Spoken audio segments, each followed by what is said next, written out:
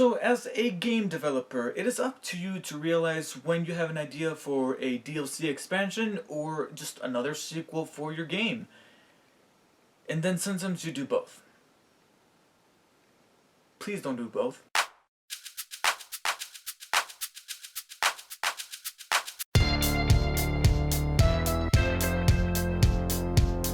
Hey everyone, David here. So I managed to review Dead Island some time ago, and now we got Dead Island 2 coming out for next gen systems in a little bit. I think it's in March or April, I believe. So to gear up for the release of the next installment in the Dead Island franchise, I'm here to review Dead Island Riptide, which is kind of the sequel to Dead Island and not so much. Basically what they did with the franchise is what they did with what Ubisoft did with Assassin's Creed, where you got the actual installments and then you got the sequels to those installments. Like the sequel to Assassin's Creed 2 is Brotherhood, and then the sequel to that is Revelations. They kind of did a similar thing with Riptide. In Dead Island Riptide, we find our four main characters from the previous game being stranded on an island again, only this time with a fifth member who is also immune to the virus, and it is up to them to get off the island and figure out the mystery behind this infectious disease that is causing everybody to turn into zombies. Does that at all sound familiar? Yes, it is the exact same story as the first one, and that's actually the main problem with Dead Island Riptide, is that it's essentially a carbon copy of the original. It's legitimately an expansion. There's almost nothing that much different than the original. So being that it's essentially an expansion of the first game, I don't expect this review to be all that long, because there's nothing that I can't already say about Dead Island Riptide that I didn't already say about the first Dead Island, because it's legitimately a carbon copy. Now, I will say that there's a couple of new features they added in Riptide that are a little bit different than the first game, but they don't do much to warrant a whole nother purchase at full price, at least back when it first came out. Like I've stated, the story is practically the exact same thing. It starts off with a little bit of a different setting at the beginning, with having our protagonist being on this ship, and the reasons for why they're on the ship was actually a mystery that was intriguing to me. But then there's a freak storm, and lo and behold, you end up on yet another island, and it is up to you and your friends to get off of it.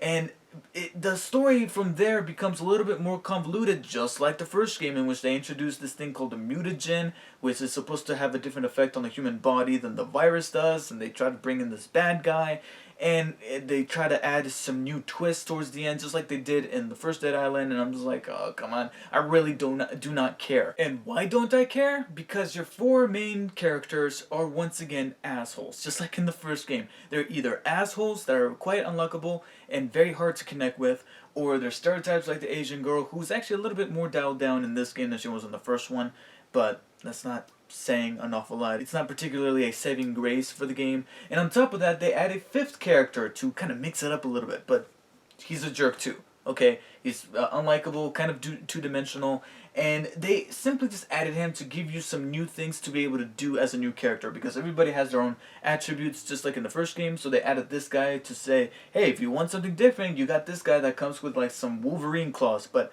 that's just not enough. And if they're not a dick or a stereotype, they're also cowards. There's this supporting character. She's not one of the main characters, but there was this one lady that would tag along as part of your group while trying to get off the island, and she was just insufferable. She kept bitching about, oh, we should have done this, oh, we should have stayed behind, we shouldn't have gone anywhere. If you don't shut the fuck up, I'm going to sick J.K. Simmons from Whiplash on you. Much like with anything else, the presentation is pretty much the same as the first game. In my opinion about said presentation is exactly the same, because they haven't really changed it. The interiors look a little meh and by the book and nothing to write home about, but some of the exterior shots are actually pretty good looking, especially some of the views of the beach and the water. And being that this is the first Dead Island game that I played on my HD TV, they looked even better. Now, stepping back from some of the negative stuff about this game, being that they're bringing back essentially every kind of engine or mechanic from the first game, that also comes with the things that I actually did like about the original Dead Island.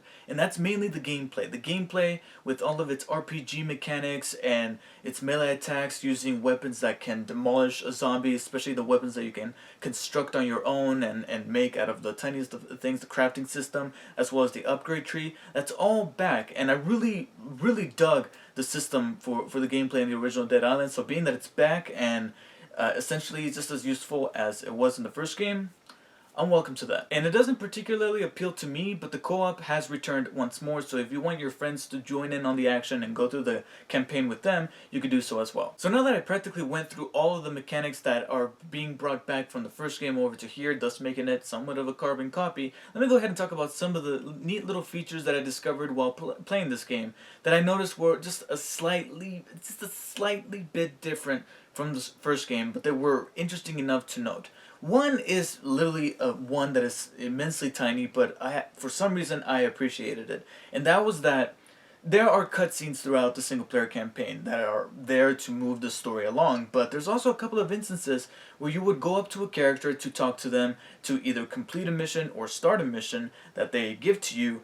And this time around, the character that you play it as would actually interact with that person that you're talking to. In the first game, you would just go up to that person, ask them, "Hey, what's up?" The person would go on saying, "Hey, I'm missing this," or "Hey, my somebody that I love is gone, and I need you to track them down, see if they're still alive," or that kind of thing. And then at the end of it, you would either say yes or no. Here, however, there's moments of dialogue from your character that just makes it seem a little bit more immersive. Even if your characters are not particularly likable, it's at least a tiny little detail that I can appreciate, having your character actually have somewhat of a conversation with the person right in front of you. In an effort to keep things from being mostly repetitive, they did add some new zombies that you've never seen before into this game. You tackle most of the zombies that you already had to kill in the first game, especially this guy, the rammer, or ram, or whatever the hell he was called, the guy that would just charge towards you and you would have to avoid him and hit him from the back.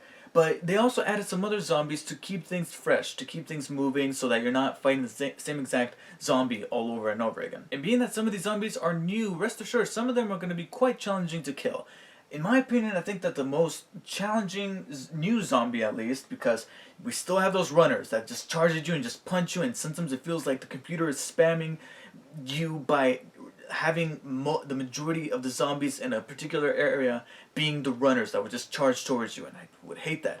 But out of all the new zombies that this game had, I believe that the most challenging and the most difficult to kill would have to be the, what were they called, the scientists zombies? I can't remember their exact name, but basically they would launch a piece of their own flesh. They would take a piece of their flesh from their stomach, grab it, and then just launch it at you, and you need to avoid their attacks and get in close and kill them. And for some reason, their flesh inflicts an awful lot of damage, which to me kind of doesn't make sense because they're decaying, because they're zombies, and they're easy to kill, so it's kind of like some Walking Dead logic right there. But still, they are very difficult, but at the same time very interesting because it's something that I've never seen before. Not only in Dead Island, but almost in any zombie-related game. And to be quite honest, I can't remember if the first game had this or not. To my knowledge, I don't think it did, but this game introduces, I believe it's called a Rage mode or a Fury mode. I can't remember exactly its name, but I believe it's called a Rage mode.